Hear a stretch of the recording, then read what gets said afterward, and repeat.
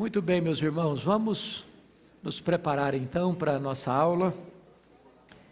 Nós estamos estudando aqui, nesta primeira escola dominical, às 9h40, sobre a primeira carta de Pedro. À tarde, às 17h40, estamos estudando Neemias. Então, hoje vamos tratar de 1 de Pedro, capítulo 2, versos 11 a 25. 1 de Pedro, capítulo 2, versos 11 a 25. Peço que você abra a sua Bíblia ou ligue a sua Bíblia aí, seu smartphone.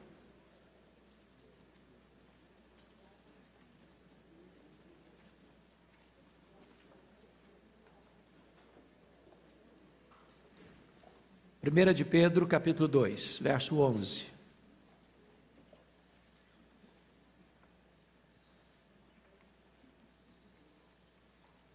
Ok, eu vou fazer a leitura, você acompanhe, por favor. Pedro diz assim: Amados, exorto-vos como peregrinos e forasteiros que sois, a vos absterdes das paixões carnais que fazem guerra contra a alma, mantendo exemplar o vosso procedimento no meio dos gentios, para que, naquilo que falam contra vós outros como de malfeitores, observando-vos em vossas boas obras, glorifiquem a Deus no dia da visitação. Sujeitai-vos a toda instituição humana por causa do Senhor, quer seja o rei como soberano, quer as autoridades como enviadas por ele, tanto para castigo dos malfeitores como para louvor dos que praticam o bem.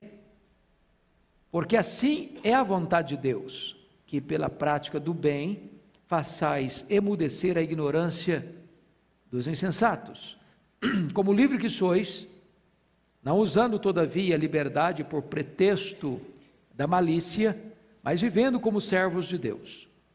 Tratai a todos com honra, amai os irmãos, temei a Deus, honrai o rei. Servos, sede submissos com todo temor ao vosso Senhor, não somente se for bom e cordato, mas também ao perverso, porque isto é grato, que alguém suporte tristezas, sofrendo injustamente, por motivo de sua consciência para com Deus. Pois que glória há, se pecando, e sendo esbofeteados por isso, o suportais com paciência. Se, entretanto, quando praticais o bem, sois igualmente afligidos e o suportais com paciência, isso é grato a Deus. Porquanto, para isto, mesmo fostes chamados, pois que também Cristo sofreu em vosso lugar, deixando-vos exemplo para seguirdes os seus passos, o qual não cometeu pecado, nem dolo algum se achou em sua boca. Pois ele, quando ultrajado, não revidava com ultraje. Quando maltratado, não fazia ameaças, mas entregava-se àquele que julga retamente, carregando ele mesmo em seu corpo, sobre o madeiro, os nossos pecados, para que nós, mortos para os pecados, vivamos para a justiça, por suas chagas fostes sarados. Porque estáveis desgarrados como ovelhas, agora, porém, os convertestes ao pastor e bispo da vossa alma. Amém. Eu quero tratar então com vocês sobre o tema submissão, a marca do povo de Deus. Bom, vocês que estão acompanhando a exposição desta carta, notaram que no capítulo 2, versos de 1 a 10, Pedro está tratando dos privilégios do cristão. Quem nós somos, o que nós temos, as bênçãos que nós usufruímos. Mas no texto lido, agora, Pedro faz uma transição dos privilégios para os deveres. Bom, se você é um cristão, então, que deveres você tem? Que responsabilidades você tem? Como é que deve ser a sua vida, a sua conduta, o seu comportamento? Sempre há este equilíbrio nas Escrituras. Você tem doutrina e você tem ética. Você tem privilégios e você tem deveres. Você tem direitos e você tem responsabilidades. Ninguém tem apenas privilégios e ninguém tem apenas deveres. As duas coisas caminham juntas. Esse equilíbrio você encontra em toda a Bíblia. E Pedro, para não sair dessa regra, está nos orientando da mesma forma. Por que é importante você trabalhar a questão dos deveres? Porque, irmãos, a igreja evangélica tem sido muitas vezes até acusada de, para evitar o erro da salvação pelas obras, cair no outro extremo da salvação sem obediência. E tem muita gente, não, eu sou crente, creio em Jesus. Ok, creio em Jesus, ok. Mas como é que você vive? Como é que é a sua conduta, já que você creu em Jesus? Como é que é o seu comportamento?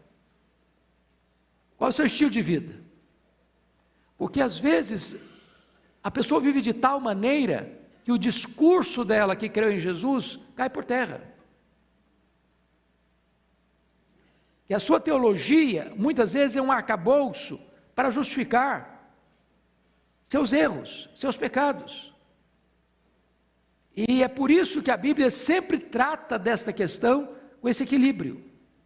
Se você creu em Jesus e você tem privilégios, isso desemboca numa qualidade de vida que você precisa viver a partir de então. Bom, então eu chamo a sua atenção para alguns pontos, entrando agora na exposição do texto. Primeiro, versos 11 e 12, Pedro vai tratar do comportamento do cristão. Quem é o cristão? Vejamos. Primeira coisa é que Pedro diz que o cristão é aquele que é amado por Deus. Ele começa assim, amados. E eu não sei se você já parou para pensar sobre isso. Mas se você é amado, e você é, se você é amado por Deus, e de fato você é, então isso faz uma diferença enorme. Os puritanos diziam lá no século XVII assim: achas pouco o fato de seres amado por Deus? Se Deus é a pessoa mais importante do universo, e é mesmo, e se Deus ama você, e ama mesmo, você acha isso pouco? Você acha isso coisa pequena?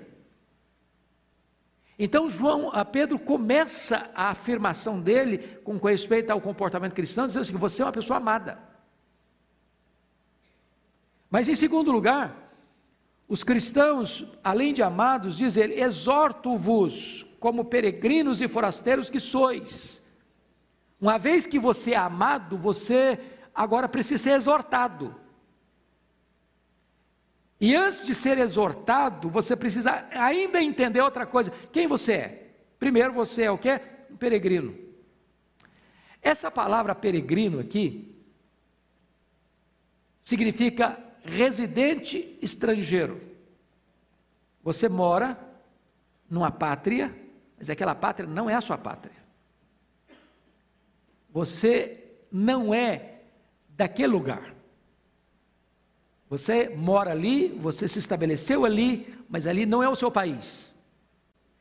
Quando Pedro está dizendo isso, você é um forasteiro, você está aqui, você mora em São Paulo, você mora no Brasil, você é um brasileiro, mas embora morando no Brasil, em São Paulo e sendo um brasileiro, você habita num país onde não é a sua cidadania permanente. Sua pátria está no céu. Você é como aqueles patriarcas que caminham em busca da verdadeira pátria, cujo arquiteto e fundador é Deus. Essa é a primeira consciência que eu preciso ter, de que aqui eu sou um residente temporário, que aqui não é a minha verdadeira pátria, aqui não é o meu verdadeiro lar, Aqui não está a minha verdadeira herança. Eu estou a caminho da minha verdadeira pátria. Eu sou o quê? Um peregrino. Então não ponha seu coração aqui, não fique suas raízes aqui, não construa seus tesouros aqui, porque aqui você é um residente temporário, você é um peregrino. Mas notem mais, que Pedro diz: amado, exorto-vos como peregrinos e forasteiros. Agora a palavra forasteiro, ela diz um pouco mais. O contexto aqui, irmãos, é de que os cristãos estavam sendo perseguidos, perdendo suas propriedades, suas casas, seus bens, e desinstalados do seu ambiente, do seu habitat. E eles não só não tinham pátria permanente, mas não tinham residência permanente. Louvado seja Deus, você e eu não estamos vivendo essa realidade. Você compra uma casa, você compra um apartamento, você recebe uma escritura, e ninguém invade a sua casa lá dizendo: vai embora daqui. Louvado seja Deus, nós não estamos nesse regime. Louvado seja Deus, você sai da sua casa e vem para a igreja, sem ninguém pedir documento, sem ninguém te parar no meio do caminho, para dizer assim: para onde você está indo? O que você vai fazer? Nós precisaríamos valorizar mais a nossa liberdade, porque muitos irmãos nossos, nesses dias, não têm a liberdade que nós temos. Eu estava a semana passada com o pastor Elias Dantas, que hoje é um dos homens que mais viajam pelo mundo. Ele viaja pelo menos 50 países por ano, num trabalho missionário, e ele disse que em alguns lugares hoje, os irmãos se reúnem nos porões, e eles não cantam como nós cantamos, cada um canta no ouvido do outro, porque se a vizinhança escutar que eles estão cantando, são denunciados à polícia, e a polícia chega e os expulsa dali. Então que liberdade nós temos, que privilégio nós temos. E muitas vezes, quando você tem muita coisa, você não valoriza o que tem. Não é assim mesmo? Não é assim, irmãos? A fartura é uma bênção, mas a fartura pode ser um problema. Quantas pessoas que têm pão com fartura, como o pródigo, estão cobiçando o país distante? Estão cobiçando outro lugar, acham que lá fora que é bom. Então, você, meu amado irmão, é um forasteiro, mas pela realidade do nosso país, você está com liberdade garantida de ir e vir, de se congregar, de carregar uma Bíblia debaixo do braço ou na mão, em público, sem ninguém te incomodar. Isso é um privilégio nosso. Pois bem, mas agora Pedro vai dizer o seguinte: depois que ele diz quem nós somos, ele vai dar a sua exortação, e ele fala de exorto-vos. Que tipo de exortação? A vos absterdes das paixões carnais que fazem guerra contra a alma. Ele está chamando você e eu de um guerreiro. E ele está dizendo que as paixões carnais fazem guerra contra quem? Contra a nossa alma. Agora, o que são paixões carnais? É claro que nós, muitas vezes, fazemos uma leitura muito limitada e superficial do que sejam paixões carnais. Quando eu falo paixão carnal, o que vem na sua cabeça de imediato? Os problemas da depravação sexual, não é não? Não é isso que vem de imediato? Porém, paixões carnais vão além dos pecados sexuais, seja do adultério, seja da pedofilia, seja da relação homoafetiva, seja do sexo bestial com animais, ou seja, do masoquismo, sadomasoquismo, dessas maluquices todas aí. Se você ler a carta aos Gálatas, no capítulo 5, 19 a 21, Paulo trata lá das obras da carne. Notem comigo que está escrito assim: mas, as obras da carne são conhecidas e são prostituição, impureza, lascívia, os 3 primeiros pecados ligados a sexo. Depois ele continua a lista dizendo o seguinte: idolatria, feitiçaria, 2 pecados ligados ao desvirtuamento do culto. Depois ele vai citar vários outros pecados de ordem de relacionamento: inimizades, porfias, ciúmes, iras, discórdias, dissensões, facções, invejas, obras da carne, paixões carnais. Depois ele vai citar outros pecados da ordem de domínio próprio. Ele chama aí de quê? Bebedices e glutonarias, e coisas semelhantes a essas. Então preste atenção que paixões carnais que fazem guerra contra a alma não é só problema de sexo, não. Como é que você lida com ciúmes? Como é que você lida com mágoa? Como é que você lida com ira? Como é que você lida com a língua, maledicência? Como é que você lida com bebida alcoólica? Como é que você lida com glutonaria? Como é que você lida com inveja? Ora, todas essas coisas, diz o texto bíblico de Pedro aqui, fazem guerra contra quem? Contra a nossa alma. Então nós precisamos aprender a lidar com isso, a enfrentar essa batalha espiritual, que às vezes a gente pensa que batalha espiritual é só com o demônio. Não, batalha espiritual também é contra as paixões carnais. E diz Pedro, e Pedro usa essa palavra forte: fazem guerra contra nós mesmos, contra a nossa alma. Precisamos aprender a lidar com isso, né? Agora, olha comigo, outra coisa do comportamento: o cristão é um exemplo de conduta irrepreensível num mundo hostil. Olha o comecinho do versículo 12. A 1 de Pedro 3,12, de 2,12, mantendo exemplar o vosso procedimento no meio dos gentios. Ou seja, enquanto as paixões carnais estão guerreando contra a sua alma, contra você, nessa conjuntura de batalha espiritual, de guerra espiritual, e você é um guerreiro, você precisa manter o quê? Exemplar o seu procedimento. Dentro da igreja, dentro do templo, na hora do culto, aonde? No meio dos gentios. Em outras palavras, você não pode viver num gueto, você não vive num mosteiro. A vida cristã não acontece aqui dentro a gente vem para cá para abastecer, para recarregar as baterias, para abastecer o tanque. Não é isso mesmo? Aí você volta para sua casa, volta para sua escola, volta para o seu trabalho, volta para os seus relacionamentos da família, com seus vizinhos. É lá que a coisa acontece. Lá você é hostilizado, lá você é criticado, lá você é xingado, lá você enfrenta batalha muito grande, e lá, apesar de tudo, você precisa manter exemplar o quê? Seu procedimento. Você é um cristão. Então notem vocês, meus amados irmãos, que se eu sou um cristão, a evidência de ser um cristão é a minha vida, é o meu testemunho, é o meu exemplo, não dentro da igreja, porque é muito fácil ser crente dentro da igreja.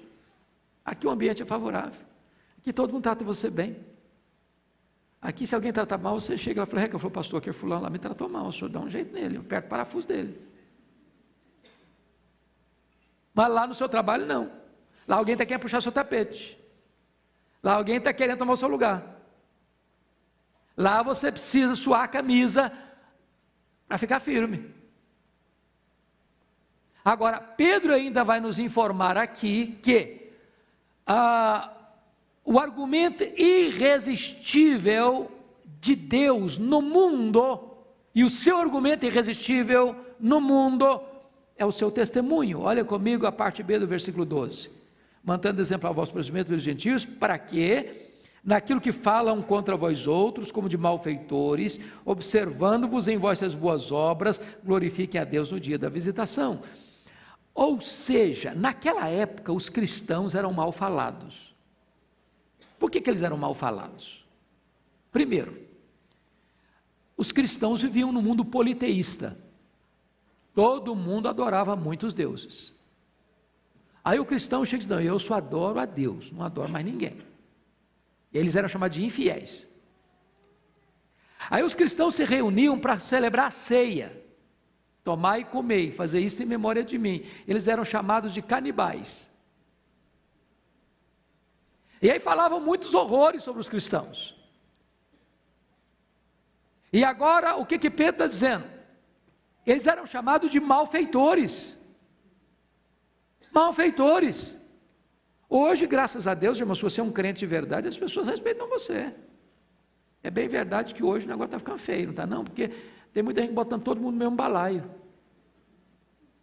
E tem gente que hoje, irmãos, vocês sabem disso, os mais velhos aqui sabem disso. Há alguns anos, quando você chegava num comércio e dizia: eu sou crente, o cara falou: o que o senhor precisa comprar aqui? Pode levar, depois você paga. Hoje o cara vai fazer crediar numa loja, e aí, eu só quero, então desfaz tudo. Ele virou sinônimo de caloteiro.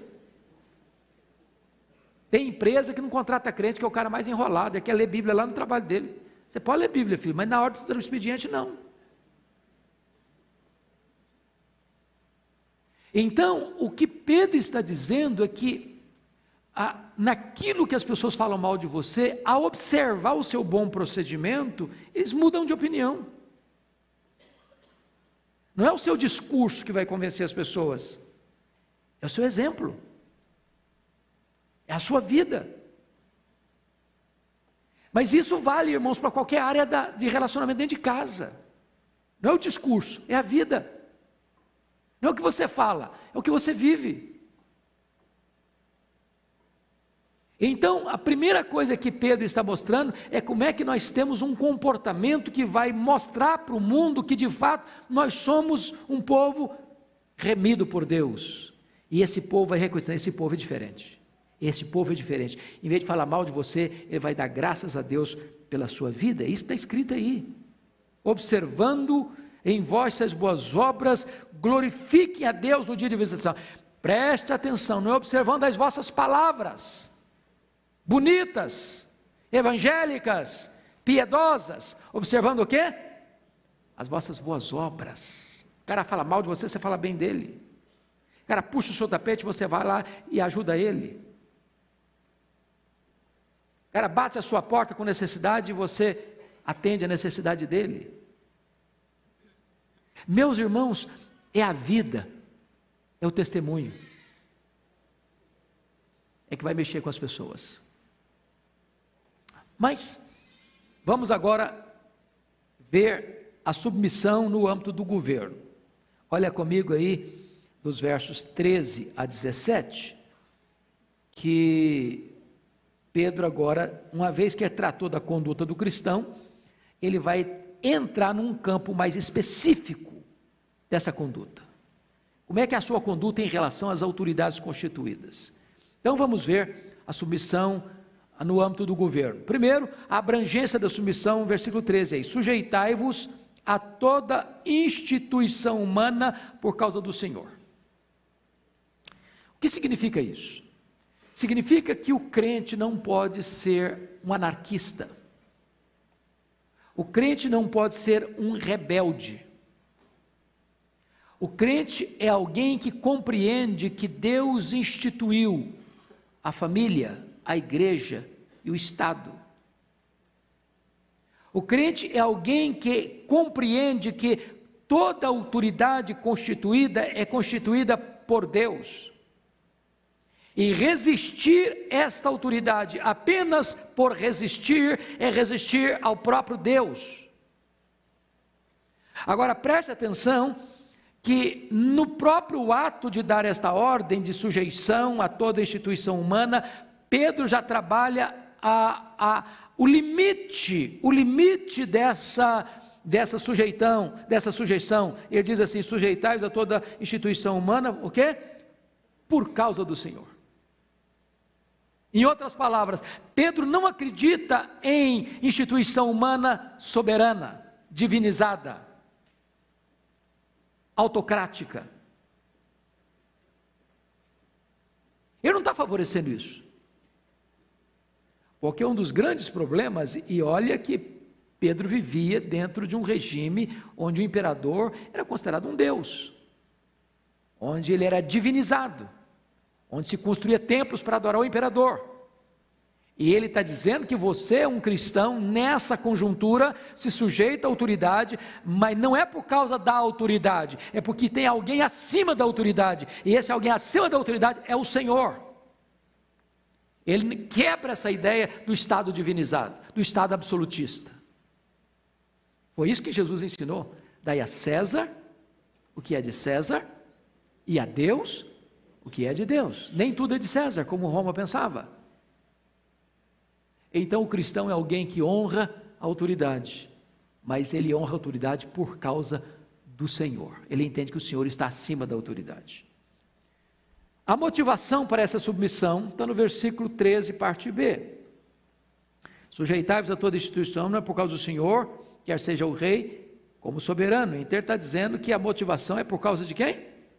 Do Senhor. Você é um crente, você entende isso?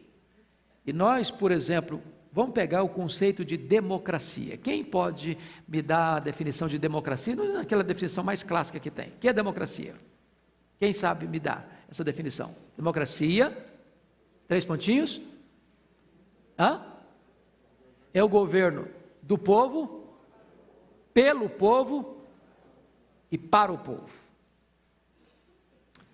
Nós cristãos achamos algo mais? E eu pergunto a vocês, num sistema democrático é assim que nós entendemos, né? Quem bota o presidente lá hoje é o voto popular, sufrágio popular. Quem bota o governador? Sufrágio popular. Senador, deputado federal, deputado estadual, prefeito, vereador. Ok. Mas nós cristãos entendemos algo um pouco maior. O povo é apenas o instrumento, mas o verdadeiro poder vem de onde? De Deus. Quem institui de fato não é o povo, é Deus. E essa compreensão nossa é muito importante, e pena que as autoridades não têm essa visão. Que eles governam debaixo do governo de Deus, que eles precisam entender que eles estão debaixo de autoridade. Essa é a motivação. Em outras palavras, está aqui tirando a divinização do Estado, como os apóstolos entenderam lá com Sinédrio. Antes importa obedecer a Deus e aos homens. Mas os níveis dessa autoridade, está aí no versículo 13, ele diz, quer ao rei como soberano, quer as autoridades como enviadas por ele. Então preste atenção. Ele está falando no Império Romano, onde tem um imperador, e onde tem pessoas debaixo dessa autoridade, seja o Senado na época, seja as outras instituições governamentais para manter a ordem. Então cabe ao cristão ser um cidadão que respeita as autoridades constituídas nos seus diferentes níveis, nos seus diferentes estratos de poder. Ou seja, o cristão é alguém que não contraria a ordem, ele não é um subversivo. Essa é a linguagem de Pedro, a linguagem de Pedro. Mas é muito importante que Pedro está também alinhado na mesma fala do apóstolo Paulo, quando ele diz no verso 14, qual é o dever da autoridade. Olha aí comigo. Tanto para castigo dos malfeitores, como para louvor dos que praticam o bem. Vamos entender isso aqui, irmãos. Paulo, escrevendo aos Romanos, no capítulo 13, ele diz que as autoridades são ministros de Deus, e a palavra ministros lá é diáconos. O presidente, o governador, o senador, o deputado federal, o deputado estadual, o prefeito e o vereador são diáconos. O que é um diácono? Nós temos na igreja presbiteriana diáconos. Quem são os diáconos? São aqueles que servem. E não é uma desonra servir, porque o nosso glorioso Redentor, sendo o Senhor, se fez servo. Ele não veio para ser servido, ele veio para servir. Então, os nossos representantes políticos, eles precisam entender isso, a missão deles é servir. Eles são diáconos de Deus para servirem quem? O povo. Mas qual é a natureza desse serviço? Duas coisas. Primeiro, promover o bem. Bem econômico, bem social, bem moral, bem espiritual.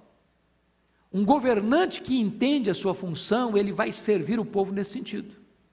Em outras palavras, ele não vai entrar lá para se locupletar, ele não vai entrar lá para extrair, ele não vai entrar lá para tirar vantagem própria, ele vai estar lá para servir. Para servir. Nós temos, eu sempre costumo elogiar que a Junta Diaconal de Pinheiros é a melhor do Brasil, com todo respeito às outras, que são maravilhosas também. Mas imagine que o irmão diácono, ele é diácono de plantão e ele chega e arranja uma cadeira muito chique, muito bonita e bote aqui na frente e ele mesmo vem e se assenta aqui com toda a garbosidade e vem alguém com a toalhinha de linho para servi-lo, para trazer água gelada para ele. Vocês estranhariam esse gesto? Estranhariam? Sim, não estranhariam? Ele estaria fazendo o quê? Fazendo isso? Invertendo o quê? A função dele. Pois bem, quando você vê uma autoridade política se autopromovendo, se auto-engrandecendo e se locupletando, ele está fazendo exatamente o contrário daquilo que devia fazer, porque não foi para isso que ele foi escolhido. Ele foi escolhido para fazer o bem, para servir. Mas a autoridade foi constituída por Deus para outra coisa. Qual outra coisa? Na linguagem de Pedro aqui. Para castigo dos malfeitores. Agora preste atenção numa coisa. Paulo, escrevendo aos Romanos 13, diz que ele é ministro de Deus vingador. Então, chama a sua atenção para um ponto importantíssimo. Deus colocou nas mãos do Estado o que não colocou na minha e na sua mão, conquanto pessoa, conquanto indivíduo. Eu não posso, não tenho direito, não tenho autoridade, não tenho permissão para me vingar. Se alguém fizer um mal a mim, o que é que eu tenho que fazer? Perdoar, pagar o mal com o bem. Se eu for dar o troco, pagar o mal com o mal, eu estou certo? Não, estou errado. Estou errado, eu não tenho essa competência.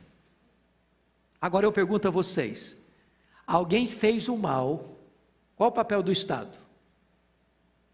Qual o papel do Estado? Punir. Punir. O Estado não pode fazer vistas grossas, o Estado não pode dizer que o culpado é inocente, o Estado não pode dizer que o inocente é culpado, o Estado não pode favorecer o criminoso, aquele que comete o crime, o delito, o pecado, a transgressão.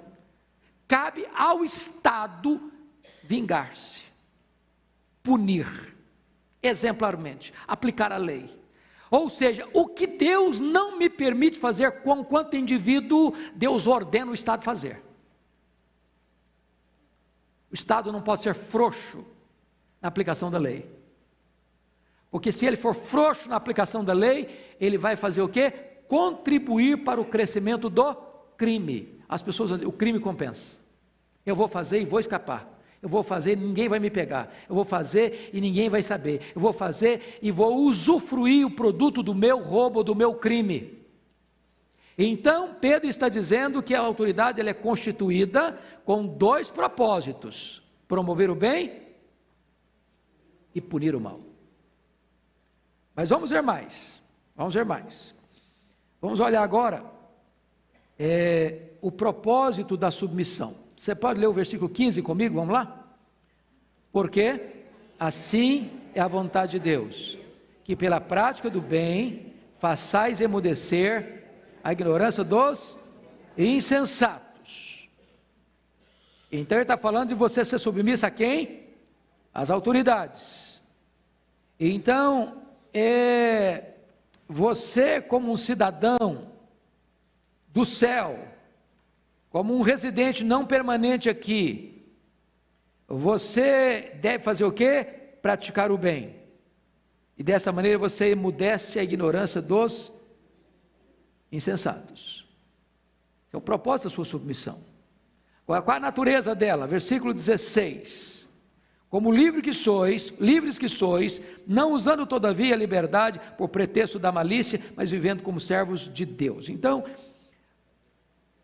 o limite, irmãos, de liberdade para libertinagem, talvez é muito tênue. Eu sou livre, ok, sou livre, mas livre para quê? Livre para quê? Para tudo? Já que eu sou livre, posso fazer tudo, é isso? Ele contrapõe a sua liberdade com a expressão servos de Deus. Eu gosto de uma frase do Josué Rodrigues. Ele diz que há uma enorme diferença entre o não pode e o pode não. Né? Por exemplo, pega um camarada que é pinguço. Você conhece gente pinguça? O cara que é pinguço, se ele não beber todo dia, ele tem o que depois? Síndrome de quê? De abstinência, ele treme todo. Você bota uma garrafa de pinga na frente dele, aquilo cresce, aquilo fica bonito, aquilo fica saboroso, aquilo fica encantador, aquilo fica um negócio assim, fenomenal. Todos os poros gritam, todas as células clamam, tudo nele pede.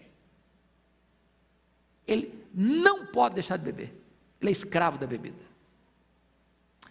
Agora pega e bota uma garrafa de pinga perto de alguém que é abstinente.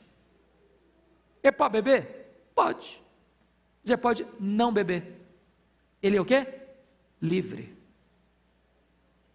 Pega um cara que é viciado, inveteradamente viciado em drogas, papelote de cocaína, põe na frente dele, ele chega a tremer todo por dentro. Ele tem que cheirar, ou ele tem que injetar, ele é escravo do troço. Aí você bota perto de outra pessoa, você pode cheirar? Pode cheirar, mas você pode não cheirar, aquilo não domina você, você é o quê? Livre. Então tem muita gente hoje com um discurso de liberdade, que não tem de liberdade nada, eles são escravos. Pega essas paradas que acontecem aqui em São Paulo, não vou nem falar que tipo de parada, não, vocês sabem. Sou livre. Aí você fica, é isso mesmo que é liberdade? É isso aí? Você é livre quando você pode fazer a sua escolha. E ao fazer a sua escolha, você não faz sua escolha para o mal, você faz sua escolha para o bem. Isso é liberdade. Foi para essa liberdade que Cristo nos libertou. Nós éramos escravos, agora somos livres. Se o Filho vos libertar, verdadeiramente sereis livres, e conhecereis a verdade, e a verdade vos libertará. O outro aspecto, o cara está com a coleira, o pescoço na coleira do diabo. O diabo faz, ele faz porque ele é escravo. A carne pede, ele faz porque ele é escravo da carne, das paixões carnais. Agora vejamos os limites dessa submissão. Versículo 17. Pode ler comigo? Vamos já? Tratai a todos com honra, amai os irmãos, temei a Deus, honrai ao rei. Ok. É bonito isso, porque ele vai do geral para o particular. Você tem direito ou liberdade de tratar alguém sem honra? Não. Pode chegar a pessoa mais pervertida sexualmente perto de você. Você vai tratá-la com o quê? Com honra. Sabe por quê? Porque ela é uma criatura de Deus, feita à imagem e semelhança de Deus.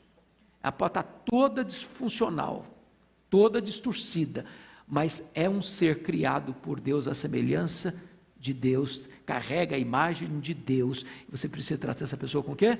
Com honra. Quando a mídia hoje chama os evangélicos de homofóbicos, isso não é verdade. Não é verdade. A postura evangélica é tratar todos com honra. Isso não significa que você apoia, que você concorda, que você subscreve, que você promove. Mas, não obstante você discordar de uma pessoa, você a trata com honra. Tratei a todos com honra.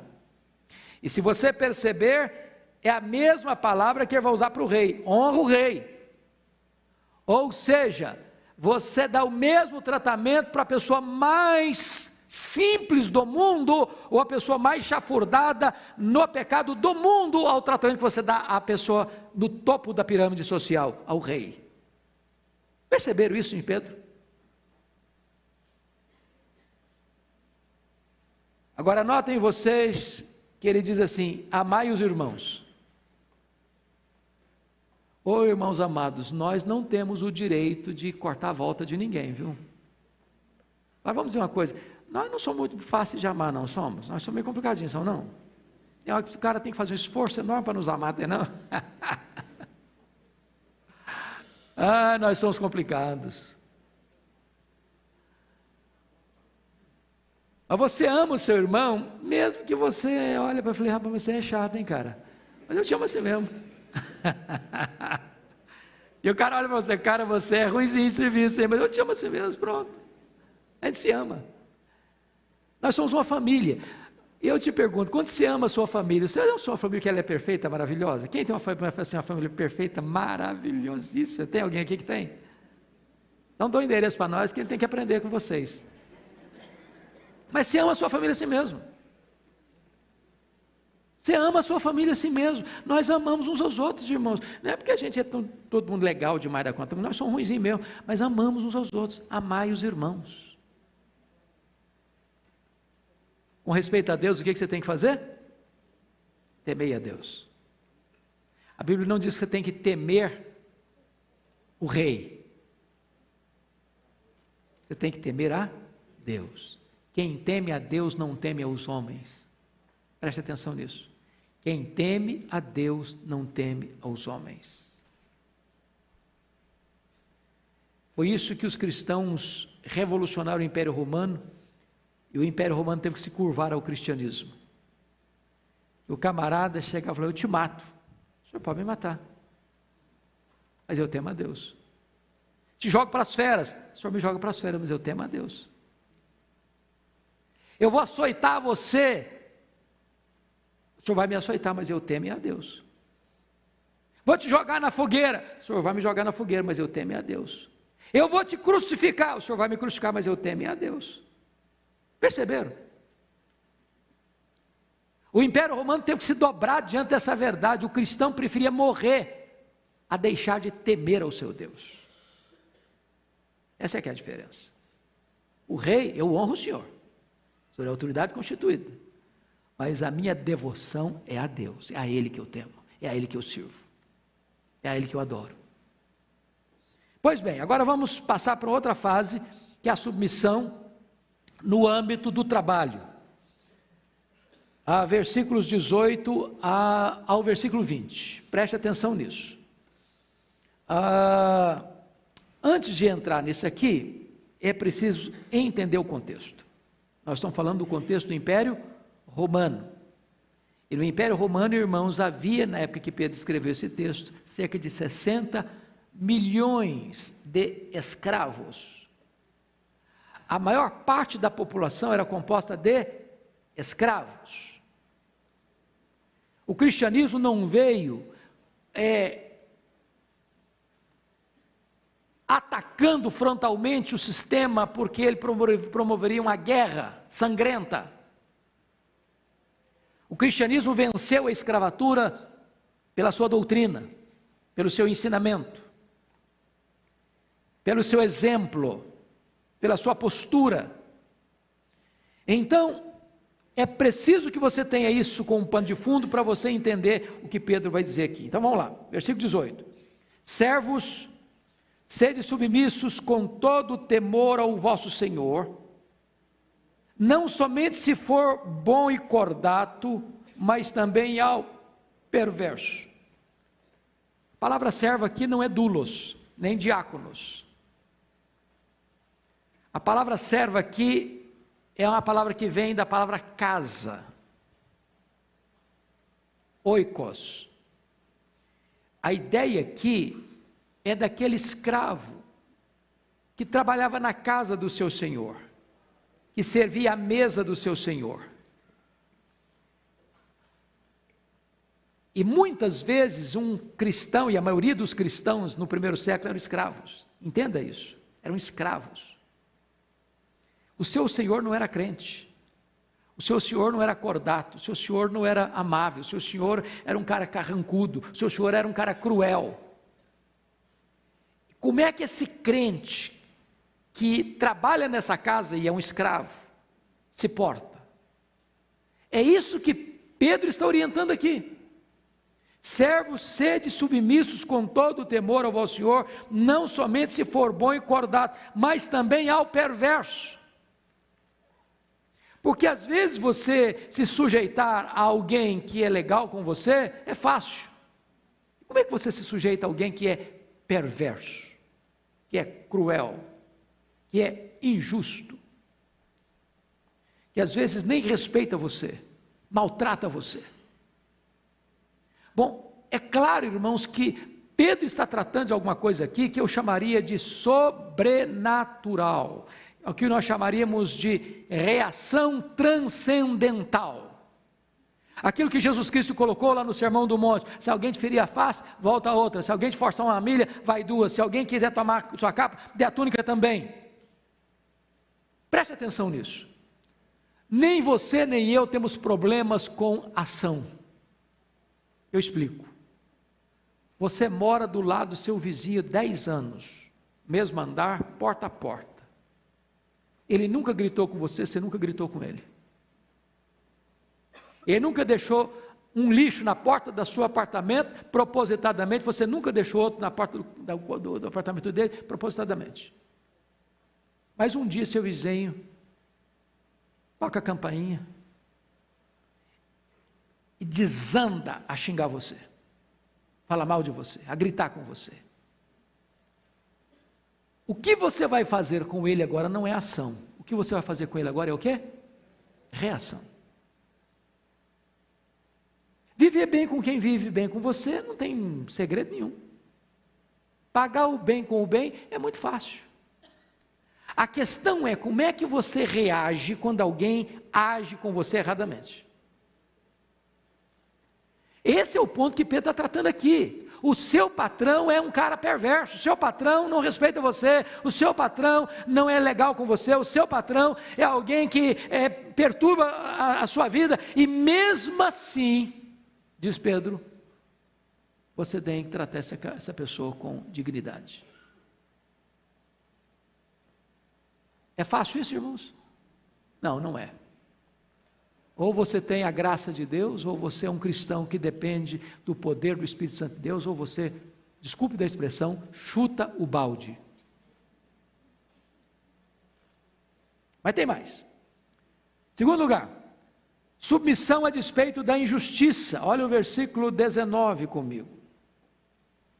Porque isto é grato, se é agradável a Deus, que alguém suporte tristezas, sofrendo injustamente, por motivo de sua consciência para com Deus. Irmãos amados, bom, isso aqui, se você for pensar do ponto de vista humano, você num Estado de Direito, é diferente de Império Romano. Preste atenção nisso. Eu estou lendo esse texto com as lentes do primeiro século. Hoje, por exemplo, pode ser uma grande empresa. O seu patrão pode ser o gerente, presidente da empresa, até o dono da empresa, e você entrou lá ganhando salário mínimo. Mas se o cara te prejudicar lá, você faz o quê, como cidadão? Pensa cristão agora, pensa o cidadão comum, faz o quê? Vai o quê? Vai na justiça. Os tribunais garantem a você direitos de defesa. Não era o caso aqui. Eu estou falando de uma sociedade escravagista, escravocrata, onde o cidadão que trabalhava era propriedade de seu dono. E louvado seja Deus, irmãos, foi o cristianismo que derrubou a escravidão no mundo. Leia a história, aliás, saiu um livro agora, eu estou doido para comprar, já procurei em algumas livrarias, já está esgotado, o livro nem saiu, já está esgotado, o livro do Laurentino Gomes, ele escreveu 808, 822, 889, e agora escreveu um sobre escravidão, e eu estou muito interessado em ler. E você vai perceber que o que debelou a escravidão no mundo foi o cristianismo. Na Inglaterra, William Wilberforce, John Wesley. O que debelou a escravidão na América foi a influência cristã. E louvado seja Deus, porque nós não vivemos nesse regime, mas aqueles irmãos nossos lá viveram. E a orientação que Pedro disse é o seguinte: olha, ainda que você sofra injustiça, essa é a ideia aí, preste atenção, porque isso é grato, pois isso é grato que alguém suporte tristeza sofrendo injustamente. Quando você sofre injustamente, isso produz o que? Alegria? Não, produz tristeza. Mas por que você deve sofrer? Por causa da sua consciência. Você não faz o mal, você não paga o mal com o mal, fala mal de você, você fala bem da pessoa, a pessoa prejudica você, você procura jeito de servir a ela. Irmãos, ninguém suporta lidar vitoriosamente com amor, não dá para alguém machucar você e você abençoar, e você falar mal de você, você falar bem dela, ela perseguir você e você orar por ela, isso aí derruba qualquer coisa. É o poder do amor, é o poder transformador do Evangelho.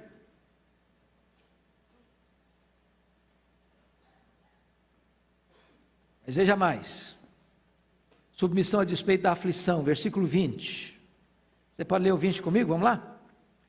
Pois que glória há, se pecando, e sendo esbofeteados por isso, o suportais com paciência.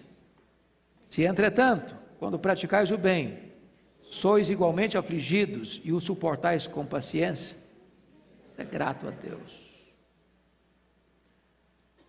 Bom, aqui é a hora da gente parar e pensar o seguinte: tem muitas pessoas que choram, não porque estão convencidas do seu pecado, mas choram porque foram flagradas no seu pecado.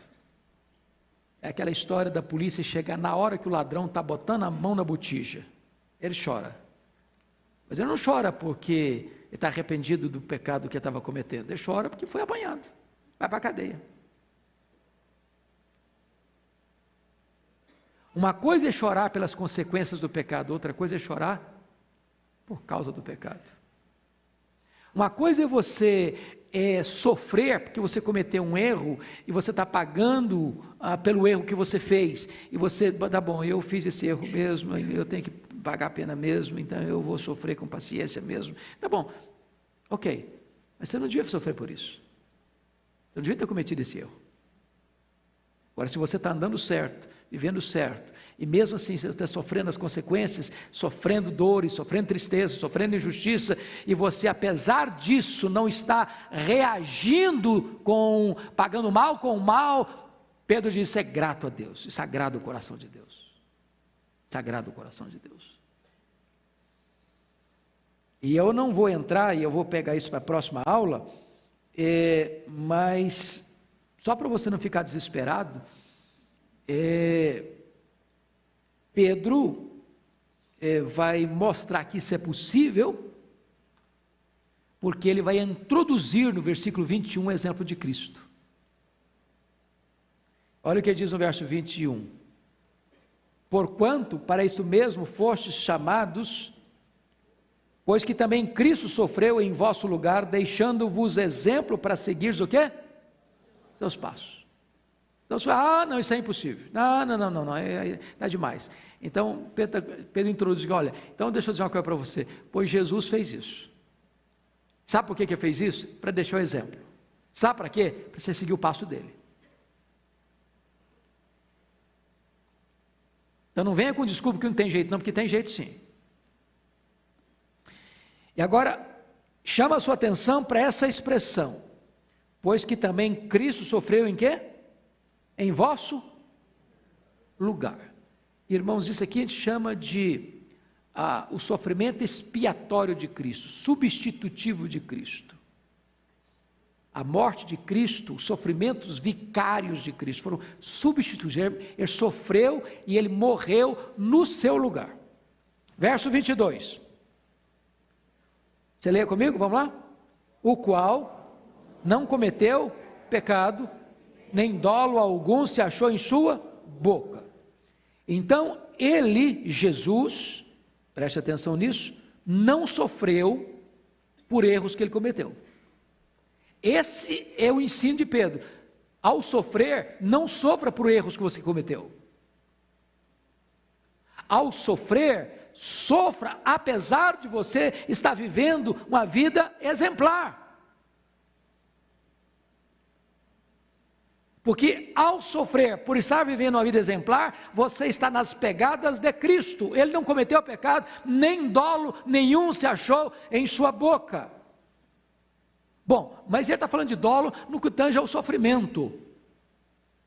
Pensa comigo em Jesus sendo surrado lá no Sinédrio judaico naquela noite que foi preso no Getsemane. Agora pense comigo Jesus sendo espancado violentamente lá no pretório romano, apenas para agradar os judeus, porque o que mandou surrá-lo estava convencido de que ele era inocente. Agora pense Jesus caminhando para a cruz, pelas apinhadas e estreitas ruas de Jerusalém, debaixo de apupos e vaias de uma multidão ensandecida.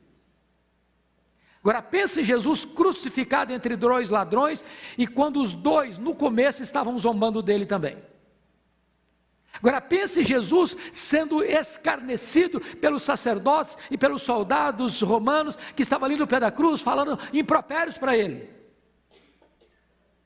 É isso que Pedro está dizendo, o qual não cometeu pecado, nem dolo algum se achou em sua boca. Agora vamos para o verso 23, leia o 23 comigo. Pois ele, quando ultrajado, não revitava com ultraje, quando maltratado, não fazia ameaças, mas entregava-se àquele que julga retamente. Eu estou falando de ação ou de reação aqui? Reação. Reação. O que é ser ultrajado, hein? Desfeiteado,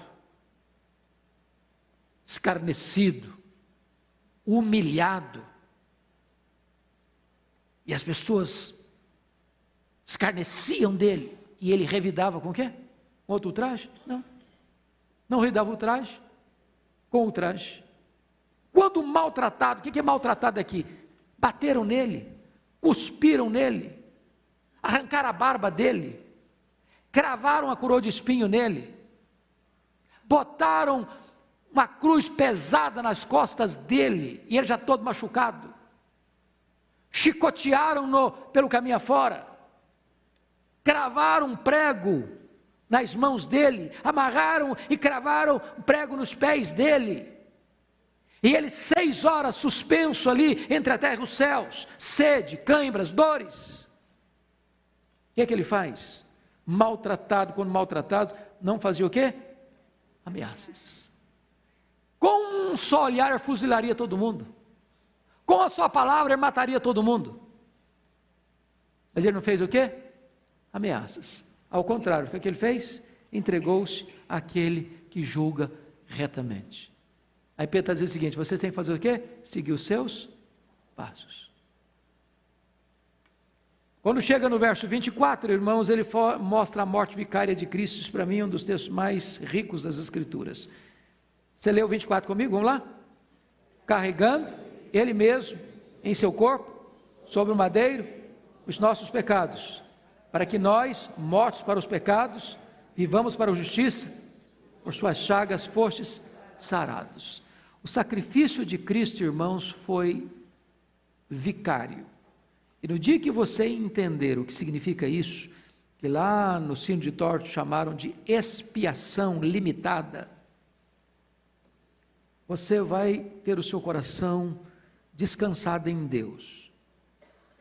Porque a grande ideia é, Jesus morreu apenas para possibilitar a sua salvação, ou Jesus morreu em seu lugar, por você, para comprar você, para remir você para Deus. Se ele morreu por você, se ele levou no madeiro os seus pecados, e se ele pagou a sua dívida, está consumado. Se ele morreu pelos seus pecados e ressuscitou para a sua justificação, você que crê nele está com a sua salvação absolutamente garantida. Garantida. Então, o que Pedro está dizendo é o seguinte: aquele que é o seu exemplo, é o seu redentor, é o seu salvador. Ele morreu por você. Mas o último versículo mostra mais uma coisa, e eu termino aqui. Olha o último versículo: porque estáveis desgarrados como ovelhas, quando ele morreu por nós, obviamente. Agora, porém, vos convertestes ao pastor e bispo da vossa alma. Ele é o seu pastor, já que você agora foi salvo por ele, daqui para frente ele cuida de você. Ele é o seu pastor. Mas ele é o seu bispo, ele é aquele que supervisiona sobre você, ele está com seus olhos postos em cima de você, ele sabe onde você vai, ele sabe onde você está, ele sabe o que você está fazendo, ele acompanha você, ele fiscaliza você, ele guarda você, ele está atento a você, ele é o seu bispo, que tem uma visão ampla sobre você, e ele é o pastor que cuida da sua alma. Ele não é só seu exemplo, ele é o seu redentor. Ele não é só o seu exemplo, ele é o seu protetor. Ele não é apenas o seu exemplo, ele é aquele que está cuidando do macro e do micro, tudo em relação à sua vida, ele está tomando conta. Dica de português agora. É muito comum você orar e dizer: Senhor, abençoa os nossos corações, Senhor, abençoa as nossas almas. Não faça isso. Preste atenção que Pedro está falando no plural, porque estáveis está no plural, desgarrados como ovelhas, no plural. Porém, agora vos convertesse ao pastor e bispo de quê? Das vossas almas? Não, da vossa alma. Você tem quantas almas? Uma só. Você está falando para 1000 pessoas: Senhor, abençoa a nossa alma, não as nossas almas. Porque se um camarada não entender nada de Bíblia, nada de cristianismo, você: Senhor, abençoa as nossas almas, qual a conclusão que vai chegar? Você tem mais de uma alma. Senhor, abençoa os nossos corações. Bom, não, Senhor, abençoa, está falando para 1000 pessoas: Senhor, abençoa o nosso coração. Se eu falar abençoa os nossos corações, eu falei: esse cara tem mais de um, ele podia me dar um, que o meu também é fraco. Vamos abrir a nossa Bíblia. Cada um só traz uma Bíblia. Então não vamos abrir as nossas Bíblias, vamos abrir a nossa Bíblia. Vamos abrir os nossos olhos, mas não vamos abrir as nossas bocas, vamos abrir a nossa boca. Só uma dica, irmãos: se a gente prestar atenção, não erra mais. Leia a sua Bíblia. Maridos, amai, quem completa? A vossa esposa, não as vossas esposas. Porque às vezes eu chego, meus irmãos, nós temos que amar as nossas mulheres. Eu falei: que esse cara é poligâmico, não estou sabendo. Maridos, amai a vossa esposa. Esposas, sede submissas ao vosso marido, não aos vossos maridos. Então, só uma dicasinha para a gente não errar. Se a gente prestar atenção, não erra. Minha irmã, eu estou no limite da música, mas pergunte, se eu não souber a resposta rápida, eu falo depois. É certo se a greve for justa, dentro do nosso direito, um cristão não deva fazer greve por greve, ele não deve se rebelar, mas dentro do nosso contexto, se é legítimo, se é lícito, se tem um bom propósito, sim, porque disse a vocês que o governo, ele tem dois propósitos, promover o bem e coibir o mal. Se o governo, as autoridades constituídas, em vez de promover o bem, promove o mal e coíbe o bem, cabe ao cristão alertar a autoridade. Então, o cristão não é subserviente, ele é submisso. É legítimo? Não no sentido geral. Fazer greve por greve não é legítimo. Reivindicar direitos legítimos é legítimo. Vamos orar? Ó príncipe de Deus, vem cá, ora por nós. Eu não sei se tem microfone aqui, mas vai providenciar um para você agora. Vamos ficar em pé, queridos, e nós vamos ter um intervalo para o culto das 11, tá bom?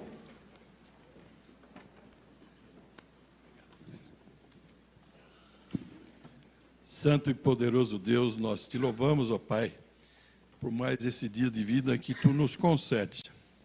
Nós te louvamos, ó Pai, e te agradecemos também pela tua palavra que foi exposta aqui, ó Deus. Que essa palavra, ó Deus, se mantenha firme nas nossas mentes e nos nossos corações. Abençoa, ó Deus, a cada um de nós. Dá-nos a tua paz. Perdoa, Senhor, os nossos pecados, em nome e por amor de Jesus. Amém. Amém.